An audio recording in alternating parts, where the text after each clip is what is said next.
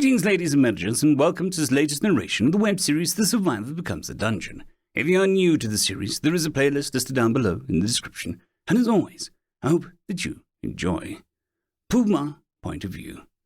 Puma's eyes gradually blinked open. Her body felt unbearably heavy and stiff, yet she also felt rather warm and strangely comfortable despite the morning chill in the air and the sun barely cresting the horizon to warm up the day. Taking slow, deep breaths, the memories of this morning started rushing back to her as she was suddenly realized there was a wall of fur in her face, which shifted at her stirring. With a sudden rush of panic, she did her best to roll away and hop to her feet, only to lose her balance and tumble into some tall grass as she flopped onto her stomach and face. "Ow," she murmured, while trying to push herself up and surprisingly shaky limbs. "Now you okay?" A gentle masculine voice sounded out from behind her, the movement of something big shifting around, prickling her ears. "You shouldn't move around too much. You were in awfully bad shape when we found you." At that, Puma hesitated, as she had to consider the words of whoever it was that just spoke. The last thing she remembered was blacking out after running as far and as fast as she could to try and find help.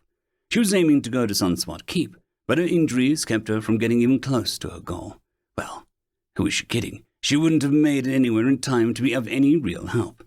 But then she realized that if she hadn't gotten anywhere, then her home was still in danger.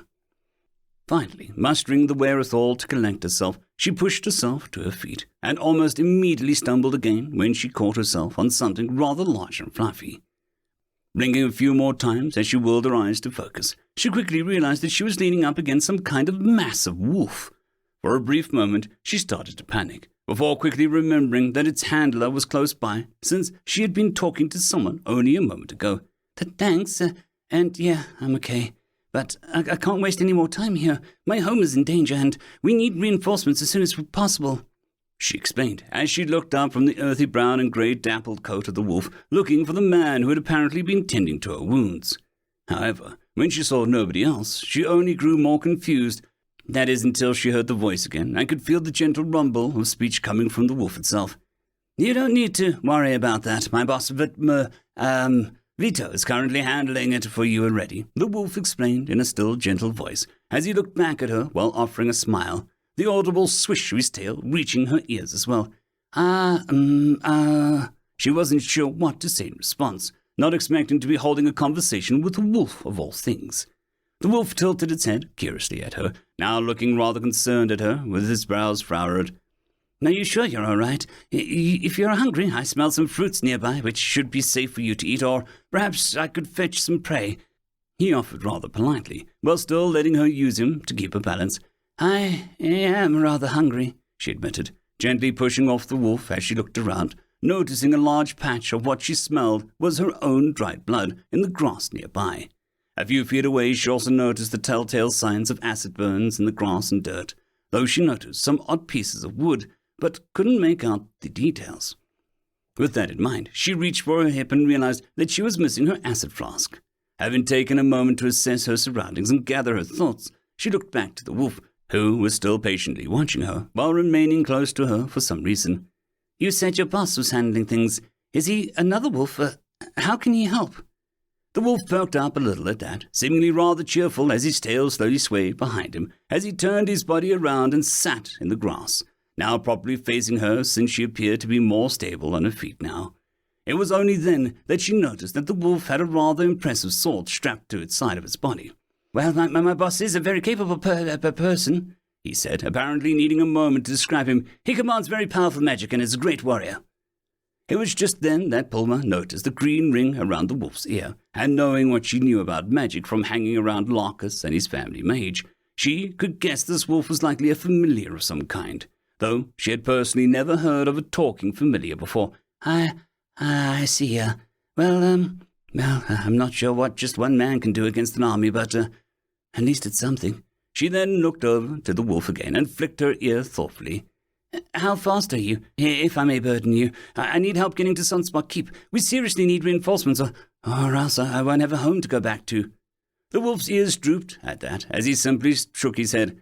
"Well, I am rather fast. I'm still worn out from rushing over here with Vito in the first place, once he saw the smoke on the horizon. He then sat up a little straighter as he regarded her again. "But if you're willing to at least wait, then my boss's caravan will arrive soon enough, and we can ride with them. Regardless, Sunspot Keep is too far away for you to try and make it in your condition, especially after the injuries you sustained." Puma's tail lashed with impatience as she gazed over at the wolf before her. "If you won't help me, then you're useless to me," she snarled with frustration as she turned to leave, nearly stumbling once again by catching herself on a nearby tree as she pushed off and kept walking. As she walked, she heard the wolf start to follow after her as it plodded along at her side, keeping to her pace and occasionally glancing over at her with a look of concern. "You really should take it slow. Boss Vito said that you were close to death when we found you. You're likely thirsty and exhausted, and you've already said that you were hungry." It was at that when Puma's stomach growled audibly, but she just growled in response as she punched her stomach and kept on marching forward. "Just shut your mouth. Each second that I waste here is another second that my home is at risk. If I sit here and do nothing because of my injuries, then I would have been better off just fighting to death at my mother's side." The wolf seemed to let out a soft whine before just shaking his head at her words. After an almost silent 7 minutes tickled past, the wolf piped up again. "You can at least ride on me if you're insistent trying to go to the keep. My orders were to make sure that you get to the caravan, and then you can at least talk with the others and see if they'll help you." Puma at least hesitated with that offer, considering her still unsteady legs, as she just sighed a bit while slowly nodding her head. "Fine. I suppose that's better than just walking the whole time," she reluctantly admitted, before turning to look at the wolf. The wolf immediately perked up, his tail slowly wagging as he lay on the ground while watching her. "Go ahead and get on, and don't worry about grabbing onto my fur to keep your balance if you need to," he offered cheerfully enough. Puma looked the wolf over, admittedly now a little uneasy about riding what appeared to be a fully intelligent being, now that she had a moment to cool off after her initial burst of frustration. "Are you sure?" "All right then," she said, taking a moment to carefully climb onto the wolf's back and carefully grabbing 2 fistfuls of fur. Once she had settled in, the wolf carefully stood up, gave her another few moments to adjust before setting out at a steady sprint. He made his way through the thick brush and tall grass until he crossed back onto the dirt road and kept on running as his large paws thrummed with every bounding step. As the wind rushed to beat past her face, Puma found herself leaning into the wolf and adjusting into a more proper rider's posture, her ears drawing back and keeping them from flicking in the wind when she called up to the wolf. "I thought you said you were still tired." I am," the wolf calls out between breaths as he keeps his pace.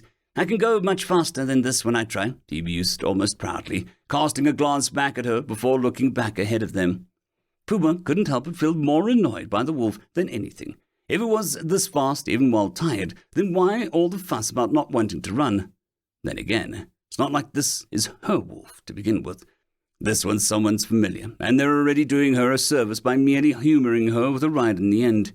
"Say, what is your name?" "I'm Puma," she asked, figuring the polite thing to do now was to at least introduce herself. The wolf glanced back at her before looking ahead. "I am Lugosi, the Defender," he enthused with clear pride. "Well, despite everything, I suppose it's nice to meet you, Lugosi," she said, managing to at least wrangle a smile on her face. Suddenly, the sky behind them was illuminated noticeably, despite the plumes of smoke that had blocked the sun on the location. Lugosi slowed to a stop as he turned his body to look at the scene playing out behind him. There in the middle of the black clouds was a great pillar of fire that caused the smoke to disperse, if only for a little bit. "By the gods, what was that?" Though before she could say anything else, she heard an audible swishing coming from behind her. With a glance, she spotted Lugosi's tail wagging with visible excitement. He looked back up at her, a smile on his wolfish face. "That was the boss. I think it's safe to say that your home is in good hands." She couldn't help but agree, looking back down at Lugosi before looking back to where she saw the pillar of flame, which had since faded as the smoke began gathering all over again. Just what had she run across while out in the woods? "So, do you still want to head to Sunspot Keep?" Lugosi asked, looking clearly pleased for whatever reason. Her tail flicked and swished behind her in thought before simply shaking her head. "No, let's get to that caravan you were talking about." With that, Lugosi nodded intently as he turned again and began to sprint down the road once more, though at an admittedly more relaxed pace than earlier. But point of view. Talking with Tirelio proved to be an interesting experience. The man was a glory hound, that's for sure. He vaguely reminded me of Dread and the Sinners during their first week of existence, when they wanted to prove themselves against what remained of Lichtgren's monsters. The only difference is that Trelio had the wisdom, intelligence, and power to back up that sort of mindset. Studying the flow of his manner, despite the table's worth of distance between us, I could tell the man was a considerably powerful manor heart beating in his chest. If I had to compare it, he was no notable degree stronger than Rionim. If Rionim was a barrel with a spigot, then the man across from me was like an oil drum, perhaps not that much bigger, but much denser and more complex with added years of experience on how to use what he has. As for Aspen, who sat at the table with us, taking the place at Trelio's left-hand side, he was fairly powerful himself. He had 2 mana rings formed around his heart, though one ring was noticeably denser than the other. So he hadn't reached the stage yet that Cecil had told me about, which would actively slow the aging of a mage. But that meant little in the face of overall skill and experience that he had with magic compared to me. If it ever came to a straight-up fight against these 2 men alone, things would quickly become like that sparring match I had with Rionim, and this avatar of mine would likely be destroyed, all things considered. In the end, I'm just lucky to have faced off against so many regular soldiers, while my zombies got the drop on the mages during the battle earlier. Not to mention that the mage I targeted just happened to be specialized in fire magic, or didn't decide to suddenly use acid against me somehow. I may be strong, but I need to get even stronger and learn more about how others use magic if I want to be able to hold my own if I ever get forced into a straight-up fight. Trelio was still in the middle of talking with Aspen, discussing the information I had given him about the raiders who besieged his village. I gave the directions to the exact mountain where they made their base, as well as the physical markers to be able to locate the cave which was at the base of said mountain. Using the combined mental images of so many soldiers, I was even able to drop a map of the complex they had been using, complete with locations of their multiple barracks, storehouses worth of goods, armory, and common rooms. There were still around 140 raiders remaining, with 2 more healers and 3 more combat mages, along with the war mage who was supposedly leading the whole operation. Of the remaining soldiers, there were a confirmed 25 who had mana hearts, though they were a part of some special task force that was in charge of protecting the princeling who was amongst them. That was the other big detail. This whole force of soldiers were loyalists who were assigned to the youngest prince and his mother, who was now the last survivor of the royal family, who ruled over the land of Dragzoon. His nation, 3 elder brothers, and his father had fallen to the Ferocious Empire during his rush for unification, which I suppose is the cost of war. There's still quite a bit of nuance and history that I likely haven't processed yet, but that is not my concern at this point. All I know now is that these guys are kidnapping people, looting caravans, and raiding villages for their own gain, which is something I don't abide by. Though as for why they're kidnapping people, that I still haven't been able to figure out just yet. With all that in mind, the soldiers that died today, at the very least those I found are now in my storage space, numbered around 162. Of that number, my forces had taken down 91 of them and the cost of 31 zombies, leaving me with 9 combat zombies and my 2 plague doctors from my original group. All in all, I have 132 new zombies, which I'm currently reanimating throughout this meeting. So far, it has been a rather considerable draw of my current mana reserves simply due to the sheer number of them, but it is worth the expense. Focusing back on the conversation, Trelio looked over at me, leaning back in his seat rather thoughtfully while drumming his fingers against the table. "Mage Vito, you have done me and mine a great service this day. Between you and your undead, we were able to survive this conflict with minimal losses. I must ask you to forgive me, but I'll need time to put together a suitable payment for the information you brought before me, especially since you won't accept more than a thank you for breaking the siege." I just offer a kind chuckle at that, reaching up and gently doting on Bess Mori, who had been sound asleep on my shoulder. "Believe me, I've more than benefited enough from the fight itself. I couldn't possibly demand a reward on top of that, though I will accept payment for the info." Trelio flashed a charming grin at that before sitting up a little more in his seat. "In any case, I would like to invite you to at least stay the night in my home. Perhaps you can join my family for dinner," he asked, clear anticipation in his voice as he held my gaze.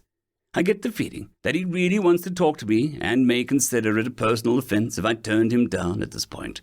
Not that he would ever let it show.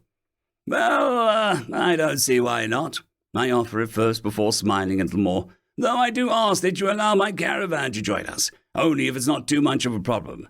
That would at least be another 9 people and 2 more of my familiars. Trelio took that comment as a personal challenge as he chuckled with clear delight. It is no trouble at all. In fact, I think if the clean-up goes well today, we should make a feast of it to celebrate our victory this day. He boasted, looking into Aspen as if to get his opinion on that. The mage dutifully nodded his head despite the clear exhaustion already in his eyes at the thought of the work that was ahead of them already. Sounds good to me. Now then, if you'll excuse me, I suppose I ought to make myself useful as well, I enthused, pushing up from the table as I stood. Despite the cheerful expression on Trellio's face, I could tell that he was disappointed that the conversation was already over, as he gave a simple nod of his head as he stood to follow me. Of course, Mage Vito. The sooner we get everything done, the better. End of story.